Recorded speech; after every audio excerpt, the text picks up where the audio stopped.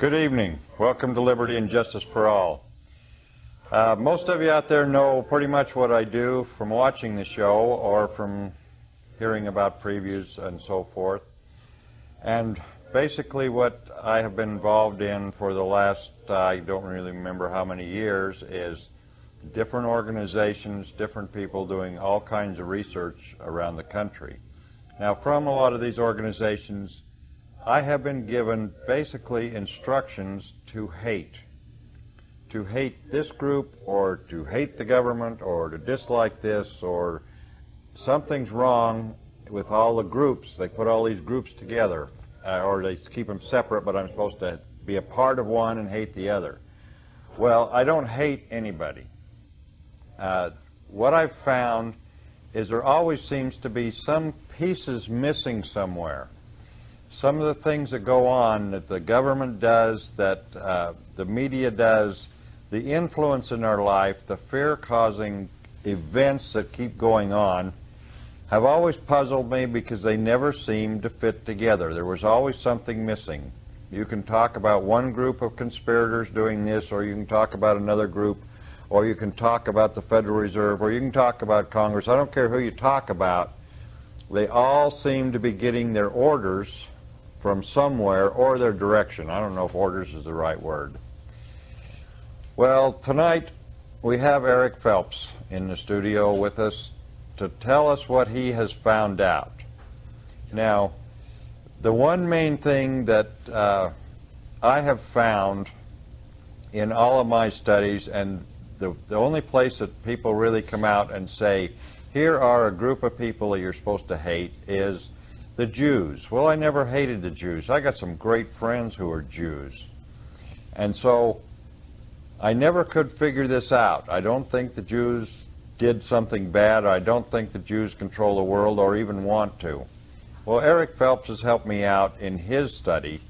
So now I'm going to introduce you to Eric Phelps, author of The Vatican Assassins. That's quite a powerful name, Eric. First of all, welcome to the show. And what do you mean, Vatican Assassins? I'm going to start right in with that. That's an awful powerful two words. What I mean is that the men who rule the Vatican today, particularly the Jesuit general, are the men who keep order, not only in the Vatican hierarchy, including being over the Pope, but also who maintain order throughout all the governments of the world, specifically the United States. Well, now, keep order. Do they keep order for themselves? For themselves, they rule. They rule. The Pope is the absolute master of the world. He controls the Pope. Peter Bonds Klovenbach is the Jesuit general of today, and so he commands his Jesuit order, which in turn has all sorts of connections throughout other orders. Now, what is Jesuit? What is that? Okay. The Jesuits, actually they're called the Society of Jesus. That is their proper name. They were started in 1540 when they were given legal existence by Paul III, who was the Pope at the time, when Ignatius Loyola created his order. And Ignatius Loyola gave his obedience to the Pope, and it was the beginning of what we would call the Counter-Reformation. It was the antithesis to Luther's Protestant Reformation. Wow. So you have studied this whole chain of events. This is, I mean, you're going to be telling us a lot of history here that I don't recall reading in my history classes. No. And I took a lot of history in school. But in talking to you this afternoon and listening to you, they didn't bother to tell me this stuff. Well, no, they don't want us to know true history, because if we know true history, we will know who rules today. One of the things that the Jesuits hated about the United States was in the public school system. It taught true history. It taught about the Inquisition. It taught about the Dark Ages. It taught about the Crusades. And it taught about the Counter-Reformation. It taught about the power of the Jesuit order. It was on everybody's lips at the Lincoln assassination in 1865, and it was very well known for 20, 30 years after that the Jesuits had killed Lincoln. But it was hushed up, and by the 30s, with FDR when he came to office, they completely got control of the educational system censored true history, and ultimately in the 60s removed the Protestant Bible from the public schools. Well, so actually it all fits in. The stock market crash of 29, everybody's desperate. FDR is our savior. Correct. Here I am with a social program to save the world, and Correct. so this was a planned thing. Absolutely. The stock market crash was caused by 3 short sellers, according to Curtis Dahl. And Curtis Dahl was the son-in-law of FDR. And the major short seller of the Great Depression was Knight of Malta, Joe Kennedy. And when I say Knight of Malta, that's the American branch of the Knights of Malta that are the soldiers for the Archbishop of New York, who is considered the Archbishop of the capital of the world, according to Pope John Paul II. So he rules, he controls the Knights of Malta. The first head of the Securities and Exchange Commission was Joe Kennedy, Knight of Malta. Oh, really? That's correct. And so he caused the Great Depression, and Joe Kennedy was the means by which FDR, the 33rd degree Freemason, got into office. And so FDR then introduces his new dirty deal with the approval of the Jesuit Charles Coughlin. Well, I thought Joe Kennedy was busy selling whiskey. He was doing that too. Oh, okay. So he was running the stock exchange and selling whiskey. He was doing one good thing. And that wasn't running the stock exchange. Okay, so now we got the Kennedys are tied in basically here. So, Oh, yes. and you're saying he was basically controlled. I'm saying Joe Kennedy was absolutely controlled by the Archbishop of New York, which at that time was Cardinal Hayes. Later became Cardinal Spellman. Now I remember something. He just struck a nerve when I was growing up, and when Kennedy was running, when he was nominated to run for president. The big flap was he's a Catholic. And you're speaking of John. John, yeah. Well, he's a Catholic, and I never could. It was like, so what? You know, I mean, what does that have to do with freedom and liberty? Do you feel there's a connection there? Now, this is an off-the-wall question, I know, but... Oh, sure, because when you read in history, the Jesuits always wanted to put a Catholic king on the throne of England. This is why they hated Elizabeth. This is why they sought to assassinate her many times. Their great thrust before the suppression was to get Roman Catholic nobility on the thrones of all the countries of Europe and thereby control Europe. In this country, there was a lot of concern about that if Kennedy, as a Catholic, would become president, that he would be beholden to the Pope and carry out his program rather than enforce the Constitution. But it basically had very little to do with religion. I don't Okay.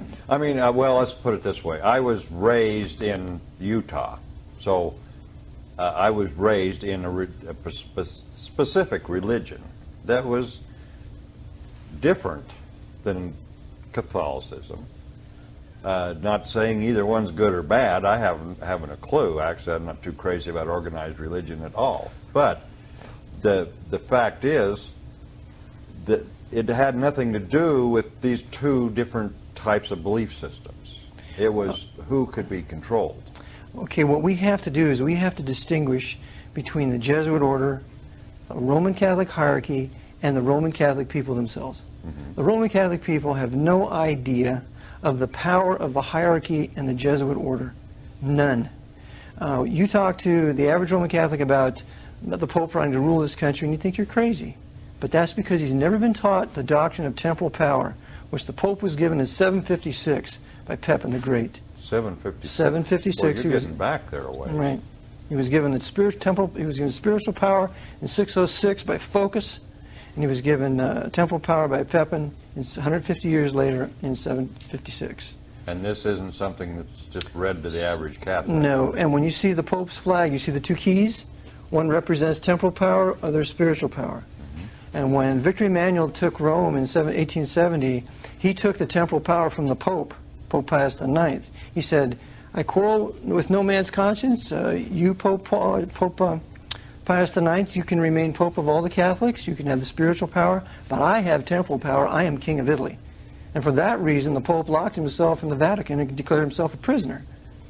The Pope's great aim is to have universal temporal power over every nation of the world because he is the creature of the Jesuit general. They want all political power. So this, and to me it doesn't make sense because I believe in freedom and liberty for everybody. So this doesn't compute. When they want this power, obviously they want to control the wealth, and the wealth really of the world. Oh, sure. And if you control the people, obviously you control the wealth. Sure. You know, well, in this country, when they controlled FDR gave all the gold in Fort Knox to the Federal Reserve Bank. Right. Okay. The Jesuits controlled the Federal Reserve Bank, and they chartered it through their great agent, J.P. Morgan. Right. Okay. So, but I didn't know who was in charge. I knew what happened, and it's another one of those mysteries. We know why this, or we know this exists. We know that it's bad. Who's putting all this together? See, there's too much out there that now is all starting to fit together. Now, I feel like things are kind of coming to a head. It's like a bubbling pot. It's bubbling, and all this scum is coming up to the top, and trying to scrape it off to find out what is down there is what's tough. And I think you are providing us with some answers. So, but it's all fitting together. Anyway, back to the Federal Reserve. There's no doubt that that was forced upon the American people. Oh, sure. Sure, they forced it 2 days before Christmas through Congress at night. Right. Sure. And then they sold it as something other than what it is. Right. Caused the Great Depression. Every bank that was not solvent after the Depression no longer could do business, and most of the banks were controlled by the Federal Reserve at that time. Right. Now they're basically all controlled by the Federal Reserve. And the purpose for the Federal Reserve Bank was to be able to be the exclusive extender of credit to the United States Congress for the building of a huge military-industrial complex by which they would use the American military to restore the Pope's temporal power around the world, beginning with what I call in my book the Second 30 Years' War, which began in 1914 and ended in 1945. I show that all the parties worked together. There were no enemies at the top. Hitler, Stalin, FDR, and Churchill all worked together through their intelligence agencies. Right. And you bring all this out in your book. And Correct. And you've done this all. Now, what we do on this program mainly is we don't talk about theory. We talk about facts. We talk about what's written, what people have seen and documented, and that's what your book is about. Right. You're not making this stuff up. I have 650 quotes in my book. Wow. All indicating that everything you're saying is... I have no original ideas. I take from what these men have said over the last 300 years, these authors, and put it all together and paint the picture of what I have in the book. And generally that's what's bad for them, is when you take all the little pieces and put it together. That's correct, because history is the flow. Right. You have to get in the flow of history, so when you arrive at Dallas on November 22nd, you know what's been before, and so you can know what's going to happen at that day. Okay, I know what happened that day. Why do you make reference to that? That was when Kennedy was assassinated. That's correct. That fits in here too? Absolutely. The book, I began my book for the purpose of exposing the Jesuit order with the Archbishop of New York and his Knights of Malta and high-level Shriner Freemasonry, which also the Jesuit general controls, as are the true assassins of President Kennedy. I show in my book that the Knights of Malta were in critical places at the time of that assassination, in the FBI with a man by the name of Cartha DeLoach, who still lives, who wrote a book called Hoover's FBI, with a man called John McCone, who was the head of the CIA, with another gentleman who was called Henry Luce, who controlled Time Life, who bought the Zapruder film for $150,000 and locked it up for 5 years until Jim Garrison had it subpoenaed for his trial of Knight of Malta Clay Shaw. I show that Frank Shakespeare was the head of CBS at the time, which is why he had his CFR crony Walter Cronkite do all the reporting. I show that Francis Stankard was the head of Chase Manhattan Bank, who was the one responsible for getting John McCloy on the Warren Commission. All these men were powerful Knights of Malta in critical places of power, all subject to Cardinal Spellman. Of course, Cardinal Spellman was a good friend of 33rd degree Freemason and apostate Presbyterian J. Edgar Hoover, and also the 33rd degree Freemason Allen Dulles, who was also formerly the head of the CIA, who was known as the gentleman spy. Now Kennedy wanted to dismantle the CIA, basically. That's right. And because he printed silver certificates. silver certificates. I was in error when I said United States notes. Yeah, he printed, so that was a big no-no. He attacked the Federal Reserve. He attacked the CIA. Remember, the CIA was created after World War II, which Lyndon Johnson called a murder incorporated, which Truman called the nefarious influence of a foreign power. And the CIA was patterned after the SS. And one of the men responsible for setting up the CIA was Hitler's most sinister general, Reinhard Gehlen, who also set up and helped to train the Mossad.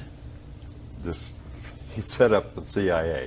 That's right. He with Kim Philby, who later became supposedly a defector to Russia, but we know that the KGB and the CIA has worked together since their inception, because the NKVD and the OSS worked together during World War II.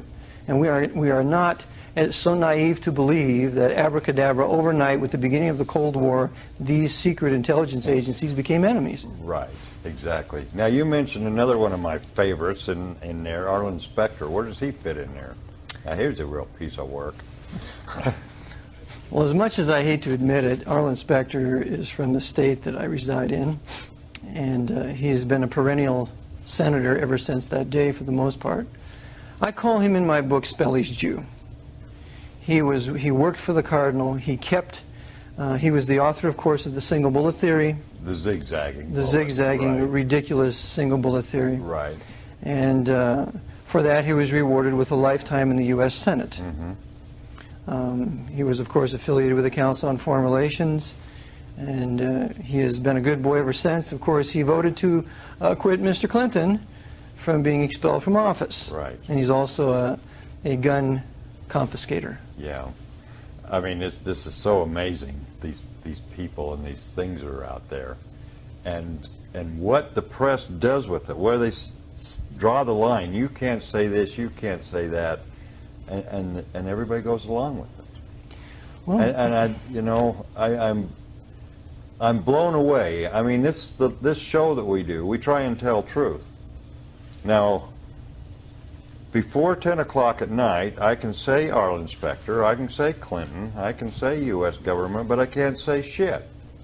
So you'll have to watch this tape after 10, by the way. I mean, this is absolutely unbelievable when people really find out about these people that are out there and what they're doing. If they just open their eyes, they could see it in the first place. Oh, sure. Sure, we have corporate monopolies everywhere. The Knights of Malta control AT&T, IT&T, CBS, PepsiCo. Their corporate structure goes to stratas we have no idea how deep. But it's the Knights control it. They also use high-level Shriner Freemasonry. They use the Knights of Columbus as well, and the Mafia. They all work together. Now, the people at the very top of all these organizations, are they aware that they're being used as they're being used?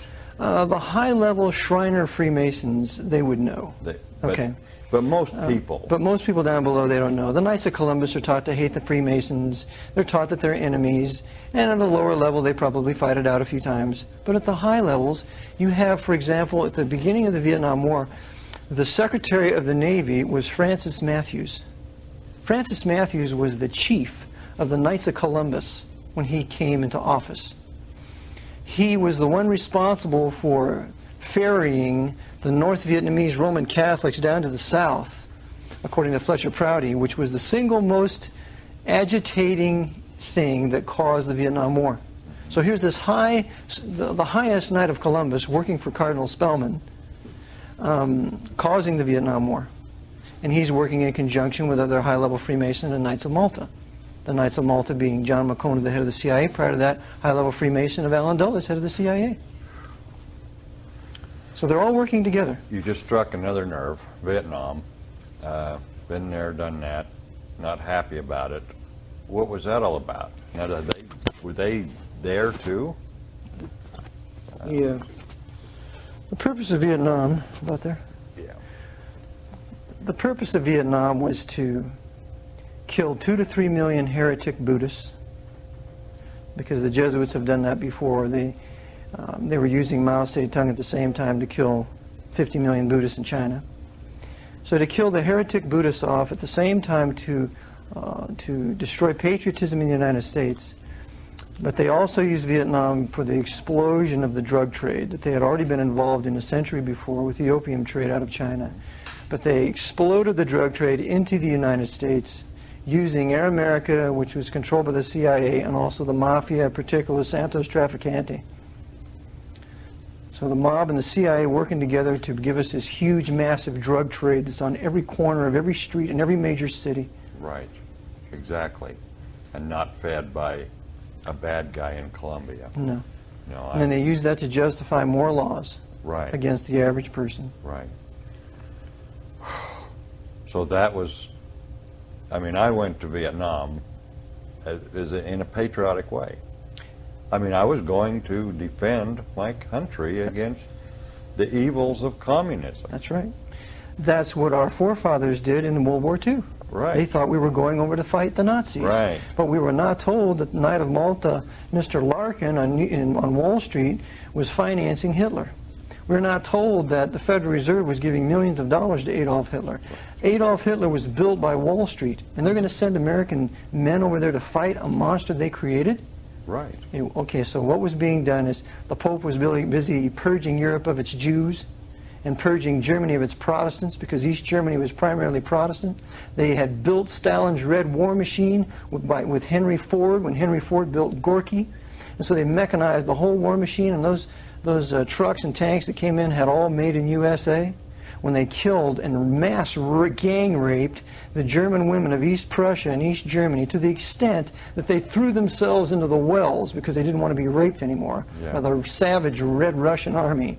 All that was built by the American Wall Street and credit.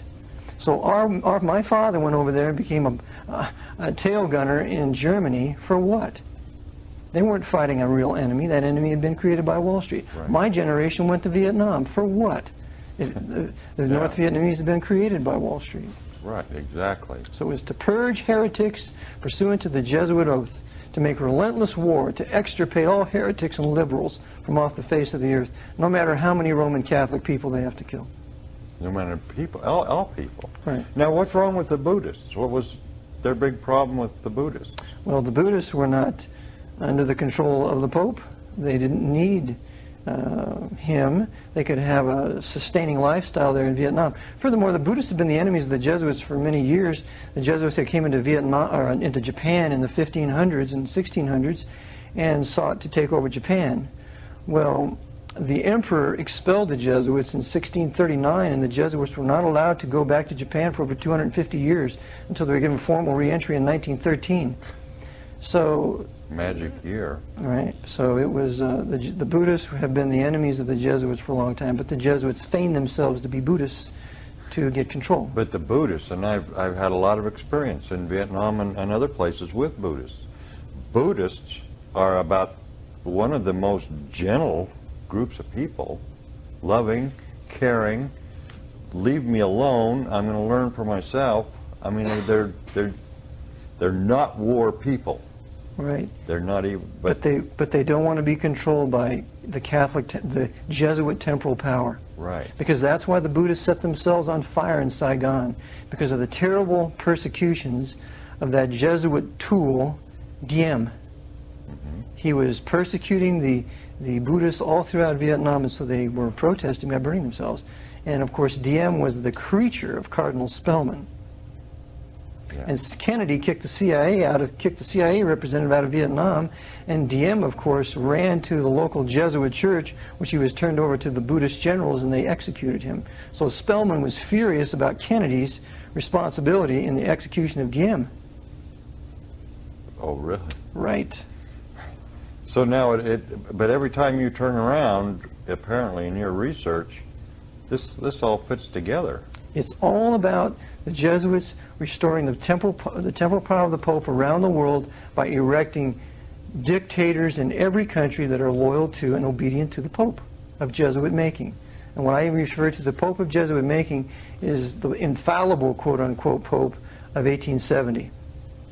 Prior to 1870, he was not considered to be infallible.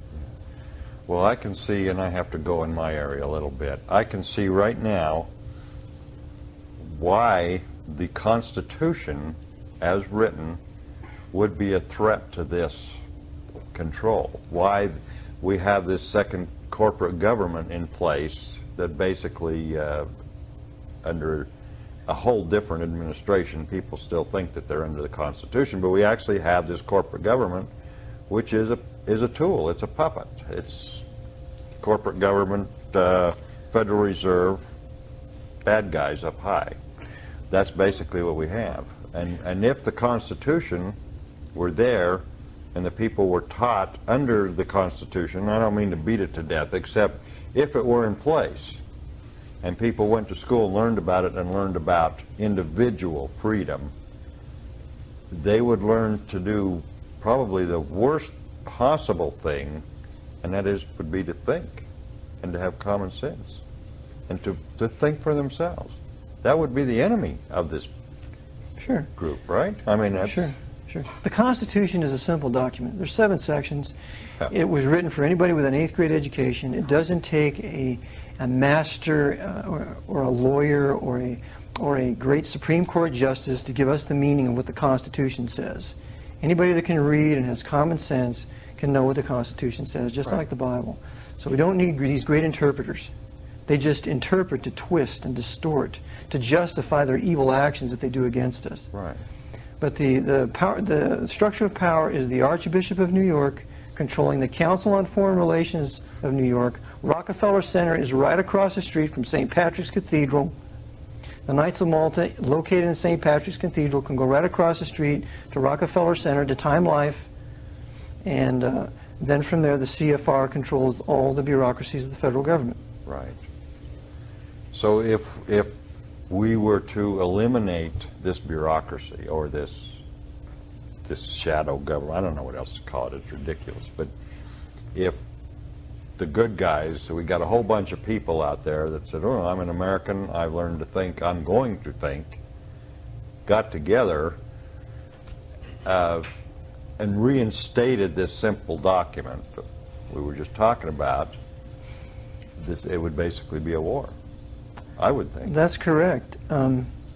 Again, we have to go back to our history of the Jesuits to understand this topic, and that is, in Europe, they had been expelled from every country by the end of the 19th century. The mass firebombing of Germany and the mass firebombing of Japan was payback. Germany had expelled the Jesuits in 1872, would never allow them to return. So the mass firebombing of Germany was payback time for that. Right. Japan had expelled the Jesuits in 1639. The mass firebombing by the American bombers was payback for that. So whenever you seek to break the Jesuit power in your country, you're going to have an invading military force, for which I believe they're preparing Red China, Russia, and a huge Muslim host, and using Cuba as a staging base in the east and landing on our west coast naval ports in the west. So basically, unless we cooperate, they'll come and annihilate us. That's their threat. But where do we get our liberty? We get our liberty from the Protestant Reformation. When does the modern era begin? The modern era begins in 1648 with the victory of the 30 Years' War and the Treaty of Westphalia. That's when the Dark Ages ended and the modern era began. That's when inventions begin. That's when art begins to flourish. That's when Rembrandt goes to Amsterdam and paints his beautiful portraits. That's when music starts to flourish with men like Bach. We did not have all these wonderful arts in the Dark Ages. Medical schools were closed. The great medical schools of Rome had been shut down. It was illegal to perform an autopsy. You couldn't find how the muscle tissues worked and the central nervous system and the circulatory system. It was illegal to own a crossbow. Nobody had the right to private arms. All that ended with the modern era, with the victory of the Protestant Reformation and the 30 Years' War. Yeah. And so if we're going to return to that, We need to return to the maxims of the Reformation, return to the King James Bible, and we need to never give up our guns, because the man who wrote the Bill of Rights was a Baptist Calvinist by the name of James Madison. In the First Amendment, he protects our right to the sword of the Spirit, which is the Word of God. In the Second Amendment, he protects our right to the sword of just defense, which is the right to bear arms. Right. We need them both. Well, without the second one, we can't have the first one anyway. Right. So absolutely we need them both. And those are two that I would say are the principal ones that are under attack. The guns, of course, being the first, and under all kinds of different veils of crap. I mean, they feed so much, can't say that word before 10 o'clock, but they feed so much stuff to us that is so unbelievable, but yet I hear it parroted back from people. I mean, I hear some of this stuff, and I'm thinking, where did you get an education? Where did your thought process go? And that's the schools, right? Sure. And the source of the other education is Hollywood. I call Hollywood the Jesuit theater. And I got that term from Boyd Barrett in his book on the secret and power of the Jesuits. Hollywood is the Jesuit theater. All their propaganda that they want to change the American culture with begins in Hollywood. So there they attack gun rights. The only people that have guns are the police and criminals. The average guy that's a decent individual, he can't have a gun. So the other thing is that in every fascist military dictatorship, because every communist country is a fascist military dictatorship, communism is an economic system. As far as political governing is concerned, it's fascism. In every fascist communist state, nobody has any guns. Right. You don't have guns, you have terrible persecution, mass death, and so on. So anybody that advocates the abolition of gun ownership is really advocating that. Oh, absolutely. I mean, there's no question. And the people I talk to, and I hesitate to use the word intelligent, not ignorant. And ignorant doesn't mean you're dumb. It means you don't know. Without knowledge, yeah. And there are so many ignorant people out there that if they would realize that they're only ignorant, not stupid, and just open their eyes. That's, you know, just like what you're saying right now is to a lot of people, even some of it to me. I mean, I've gone through a lot of your manuscript. Pretty scary stuff, but it makes sense. And if the people would just look at it and say, my God, that is a fact. This took place. This happened. They did this, and this was the result. This is what they want now. I mean, you can relate things that you've got in here in the 1600s to tomorrow afternoon, I'm sure. Sure. I know, certainly yesterday afternoon. So it's good to have a key. And why people would... Now, I know what's going to happen after the show's over. My phone's going to start ringing. You hate the Catholics, or you don't like this, or you don't like that. You're picking on religion. And, I mean, I can hear them all right now. They won't have any justification for this. Well, see, I devote my book to 4 Roman Catholic priests. I devote my book to Charles Cheniquy, who was the one who exposed the Jesuits as the Lincoln assassins in 1886 with his great work, 50 Years in the Church of Rome. I devote my book to Jeremiah Crowley, who was an Irish priest who came here and who wrote 2 great works. The first one is called Romanism, Menace to the Nation, written in 1912, and he also wrote another one called The Pope, Chief of White Slavers, which is a tremendous topic.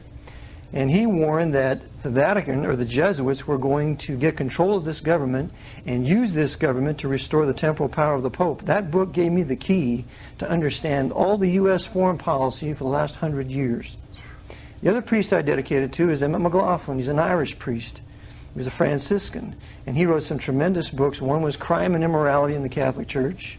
Another was The People's Padre. Another was an investigation, I believe that's the word, into the assassination of President Lincoln. But he wrote several great works. So those 4 priests I devote this book to, and if I was anti-Catholic, I wouldn't be coming to the defense of Catholic John Kennedy and his son, John Kennedy Jr., for his murder. Right. So the issue is not Catholic or Protestant. The issue is right and wrong. Who did what to who? Yeah, but I think my point is the media has got people so brainwashed that that's all they hear. Oh my God, he said not good and Catholic in the same sentence. See, that's why they can't understand the flow of history. Right. They're thinking England Protestant, America Protestant, but it's England and America that the Jesuits captured, used those two powerful Protestant nations to attack and destroy the Russian Empire and the German Empire in World War I and World War II. They used it to attack and destroy their enemies of Germany and Russia. So we got to forget these labels of Catholic and Protestant, and we got to find out where the Jesuits are in every nation and see what they're doing there. Right. And who, yeah, exactly. And this hierarchy of control is, I don't know if that's the right word or not, but after reading what you have in here, this is a history book that should be required reading for everybody before they can get out of high school. I don't care if they can add 2 and 2. They have to know what this history is. What they do with it is what they do. Just like we tell everybody on the show all the time. We don't care what you do with this information. It's up to you. You're the one that either has morals or don't, or you don't. So if you're armed with the history, if you're armed with the knowledge, then you can determine what's right and wrong and how you're going to react.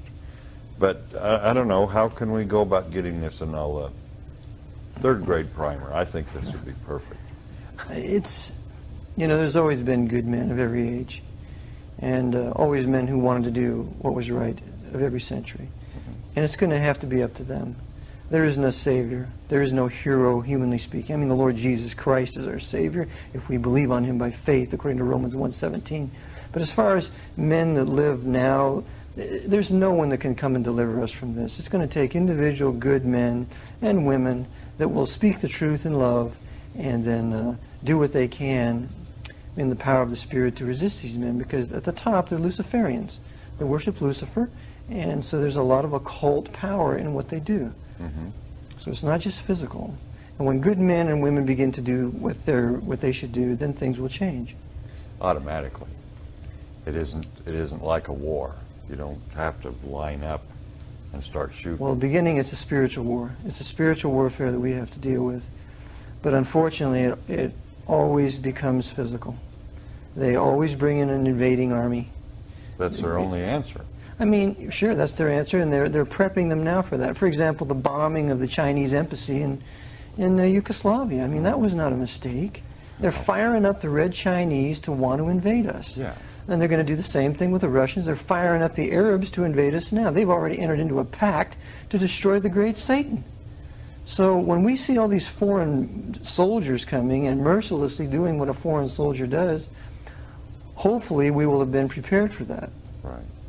And spiritually is our main preparation. Spiritually is our main preparation because, for example, the American Revolutionary War, before those men won that war, there was a great revival called the Great Awakening of 1735 with the preaching of Jonathan Edwards and sinners in the hands of an angry God. Yeah. Men needed to repent, and when that happened, then they had the guts and the fortitude to trudge it out at Valley Forge. To fight. To fight. To fight, yeah. Now, I don't remember a lot of that in the history books either. No. Who writes history books? To the victor goes the spoils. Whoever is in control writes history. Right. So if you have men with an agenda for world government and the Pope ruling your country, they're going to write the history. Like Macmillan, like Scribner, like all these various publishing houses out of New York. They wouldn't touch my book. Whoa. Because the Archbishop controls all those publishers.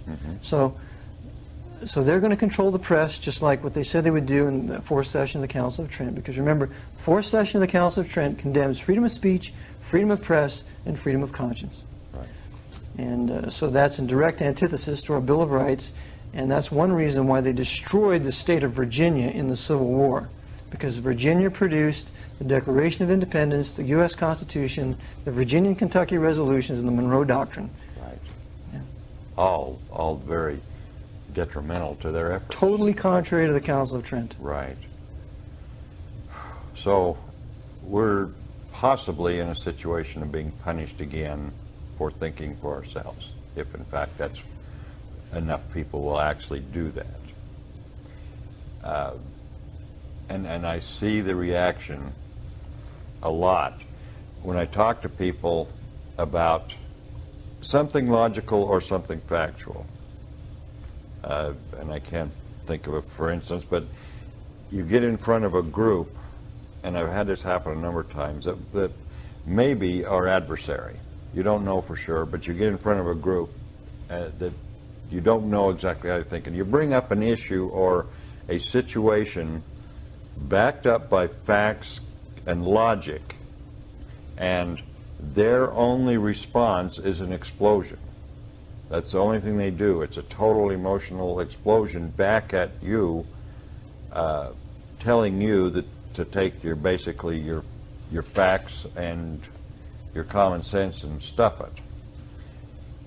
This would be the war. I mean, this would be their why that would be their only retaliation would be physical violence. That's the only way they could get to us. Is that wrong, or? Well, I'm sure that's on some of their agendas. Yeah. But I think one of the keys is to not be obnoxious, to try to present your material in a way that brings credibility to yourself, that you're conducting yourself as a gentleman, that you're not making outlandish accusations, that you're not condemning any one group in particular, like the Catholics, which I've been accused of, but that you're going after a specific body of men who are all under oath, who owe absolute obedience to their superior, who will believe that black is white and white is black if they're told to believe such.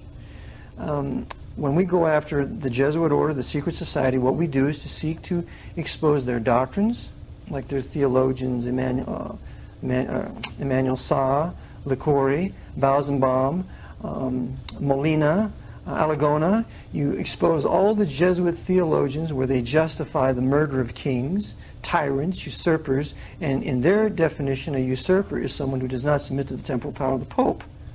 So you expose all their doctrines, you expose their secret instructions, you expose all their basic tenets, and then you relate those basic tenets to the history of what's happened in the last 200-300 years. So we're attacking we attack what they believe and what they do. We do not hate the Jesuit order, we hate their deeds and their doctrines. Right. Well, I didn't find any hate in your book at all. Well, thank you. I didn't. I went through it all and I found absolutely no hate. I found a whole bunch of questionable actions by a lot of questionable people, or basically morally defunct people, but I didn't find any hate. All you have done is come out and say this person did this and caused this to happen. That's all you said. Yeah. And it's very well documented. Yeah. And we also have to realize that we've been victims. We've all been victimized to a certain degree, more or less. We've all been robbed through the income tax. We've all been used to fight the Jesuits' foreign wars. You know, several of my dear friends were killed in Vietnam. I had a swim teacher that I loved very much who was killed there. We've been victimized by them. And so what we need to do is tell the truth as to who really did this. Now, the Kennedy family, they've been victimized. Is there any, reason why Teddy Kennedy shouldn't be a drunk? He knows who killed his brothers. But do you think he could ever say a word about it? Oh, no. Never. Not in live. Not in live. Right. Just like John Jr., he wanted to say something about it, and his airplane goes down. Right. He was, I understand, the rumor has it that he was prepared to say something about it. I'm ready to sneeze. That's okay. Bless you. Yeah, that's right. He was ready to say something about it. Yeah, that was what was being said, that he was going to come out and start basically talking. Right. And then all of a sudden another tragedy. So these men in power that maintain power, they can't say anything because they're under oaths. If anything's going to be said, it has to be by us who are not under their oaths, who are not associated with them in a formal way. We've done our homework. We don't have access to any secret CIA documents. We got all this from books in circulation for the last 200-300 years. But before we can do anything, we have to have the knowledge. Right. We have to be armed with the knowledge. We have to be ready to accept it. Many people aren't ready to accept it because, well, the truth will set you free, but they don't want to be free. I guess, I assume, I don't know. It's a phenomenon I don't understand. Well, the American population is a very powerful population when it wants to be. There is no country that we could not defeat. We have the technology and we have the will to do it. The Chinese, they don't have the will, they're slaves. The Russians, they don't have the will. And during World War II, if Hitler's invading army would have been half civil to the Russian people, they would have joined him to overthrow Stalin. So they don't have any will to win a war. We do. We could beat anybody that we wanted to. But what we have is high-level treason. We have where they're selling us out. So there's no one that can beat us if we want to. The problem is we are controlled by Hollywood, by the moguls there. We are controlled by the American Medical Association, by all the drugs and vaccinations and immunizations that they've given us. Right. And we're controlled by the consumption of drugs and the abuse of alcohol. So you get people addicted to games and amusements. They're more concerned with the batting average of a baseball player rather than who runs their government. So you get them concerned with that and the road rage, and get them addicted to violent and sexually promiscuous movies, and that's what your culture becomes. Right. The art form dictates the culture. Right. And so they've got it. And so until we can break our minds away from that kind of control, we really can't perceive their power. Well, more and more people, I mean, the good news is more and more people are seeing through this. You know, your Monday night beer drinking belcher is becoming more extinct because they're happening. I see it all the time. They are saying, wait a minute, what's going on here? And I think probably too many commercials hasn't totally fried their brain as they're supposed to. They're saying, wait a minute, I'm not that stupid. And so there is a trend. There is good news here. Well, I hope the gun issue wakes people up, because I think the average guy realizes that if you don't have a gun, you can't defend yourself. Right. And you need to defend yourself. It's not the police's responsibility to defend you, according to the Supreme Court. It's not really the Army's responsibility to defend you if you're going to be invaded. It's your responsibility to defend yourself. Right. And so hopefully that issue will wake up enough people. Well, if they would wake up is the right word. I mean, the whole reason to have a gun is so you won't need it. Right. That's the bottom line. I mean, The whole reason to have a military is so you don't need it. That's right. Washington said in order to prevent war, you must be prepared for it. Exactly. I mean, if I act like a sissy walking down through a tough side of town, I'm going to get beat up. Right. But if I walk down through that town and I look them square in the eye and they know they're going to deal with a man, they're not going to bother me. Right. And it's the same way when you deal with nations. Nations will abuse you and misuse you and take advantage of you as soon as they can see that they can do it, unless you let them know that we're not going to tolerate this kind of behavior. Right. And then they're your best friend. Right. Absolutely, Sure. yeah. They'll do anything to be your friend and stay your friend. So how are you going to get this out there? Well, I'm trusting the Lord that I will be able to find a publisher to publish it, and then hopefully it will be distributed and people will want to get it. Well, I hope so too. I would like to get it in the hands of every preacher, that he could preach it from the pulpit, because that's where it needs to begin. And then in Christian schools where they could begin to teach that to the children. Right. Because my generation and my father's generation was pretty well brainwashed, and what we need is a younger generation that knows the truth from about the time they're 18. And that would make a great difference. Right. Well, that means we got to put it together in the schools now. Or at home, too. And at home. Because fathers don't spend time with their children anymore.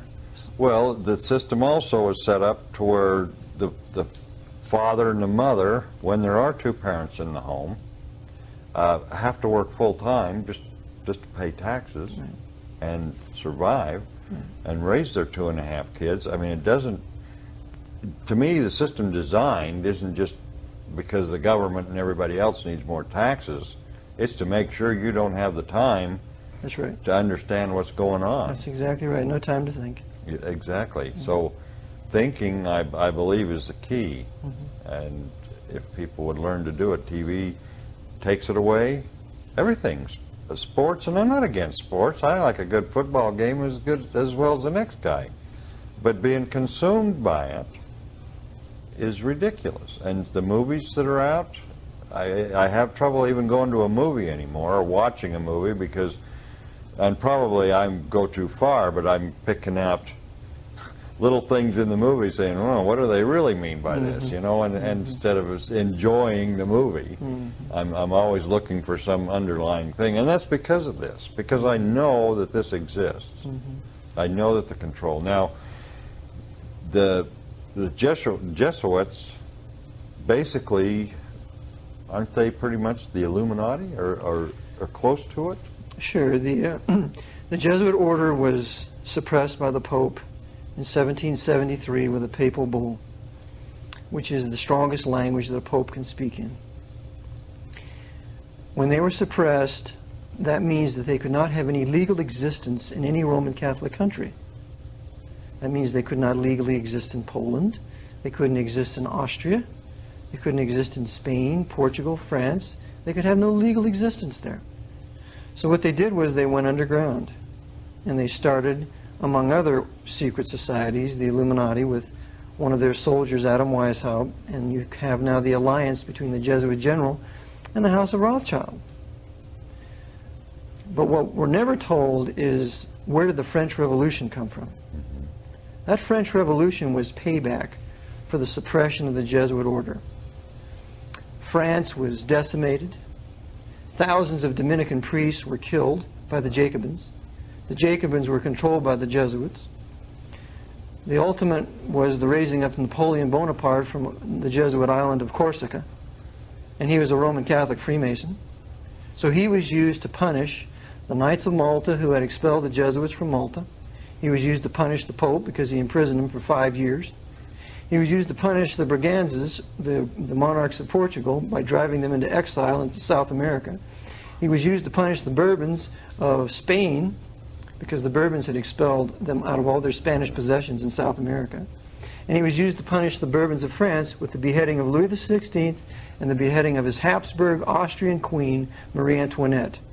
So it was punishment of Austria for expelling them from Austria, and punishment from France from expelling them from there. So after the Napoleonic Wars, after Napoleon punished Europe, he deliberately sacrifices his army of over 600,000 men in Russia, in the snows of Russia, gallops away on a what do you call it, a sleigh, and leaves his army there. Yeah. So, and he deliberately betrayed his army, just like Hitler deliberately betrayed his German army in the East during Operation Barbarossa. So that's what happened during the Napoleonic Wars. That was the purpose for Napoleon Bonaparte. And to compare the French Revolution with the American Revolution is a travesty. It should never be done. Okay? Why? Just because of how? Well, because that was the Jesuits' order. The Jesuit was in control of the French Revolution and the Napoleonic Wars. They were not in control of the American Revolution. Right. The American Revolution was Protestant. It was carried on by Calvinists. Washington was a Calvinist. He was baptized into a Baptist church of New York by one of his captains, Captain Gano. And so Washington, and he never went into a Masonic lodge. According to his own words, he was never the master mason of any Masonic lodge, and he only went into a lodge during the last 30 years of his life about 1 or 2 times. Those are his own words in a private letter, which I have in my book. So it was a Protestant, Calvinistic resistance to tyranny by the Jesuit King of England, King George III. Whereas the French Revolution was payback. It was vengeance. But do you think that, I mean, I've studied the Revolution, and you're right, it was a totally different thing. But I feel like we're being punished now for that, for that revolution. For the American Revolution? Yeah. I mean, they are trying to take back what the American Revolution supposedly established. Well, you mean practically? Practically. Okay, because they took it back in 1868 with the 14th Amendment, and then... Yeah, the 14th, I know, but I mean, we ended up with a constitution, or a constitutional republic from the Revolutionary War.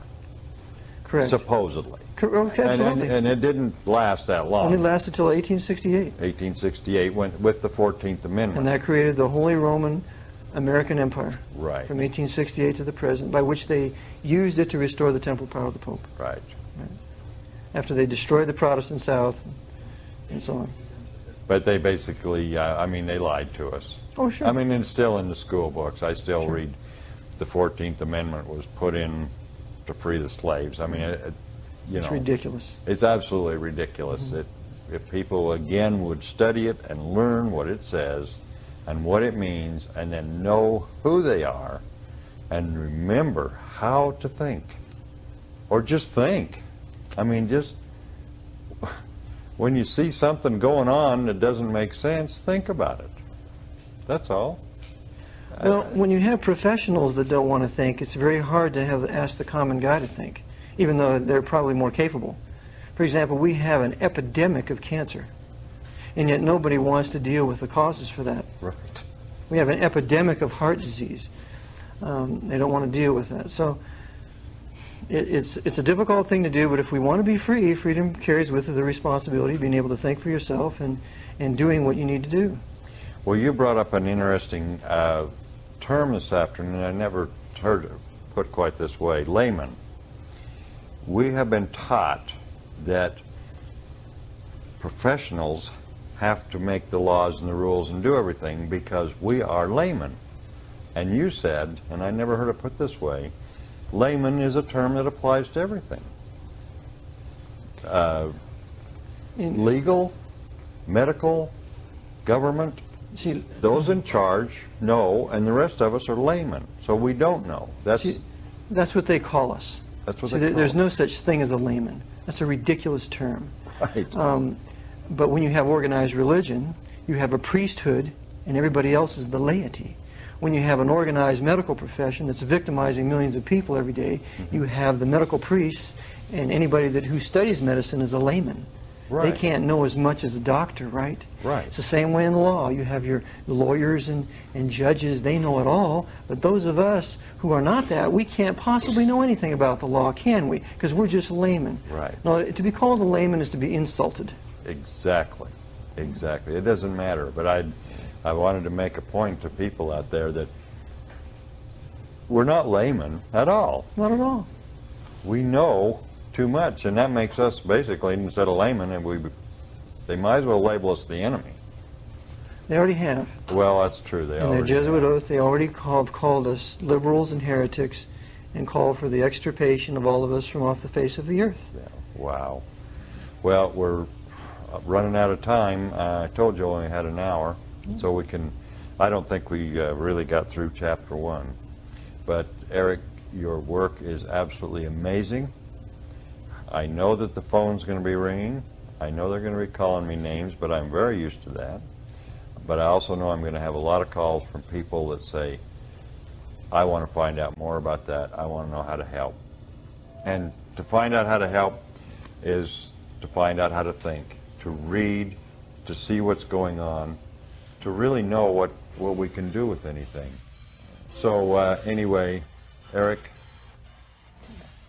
it's a pleasure. My pleasure. And I hope we did some good, and for all you people out there, let us know what we can do to help. That's what we're here for. We're all volunteers, and we want to do whatever we can. So enjoy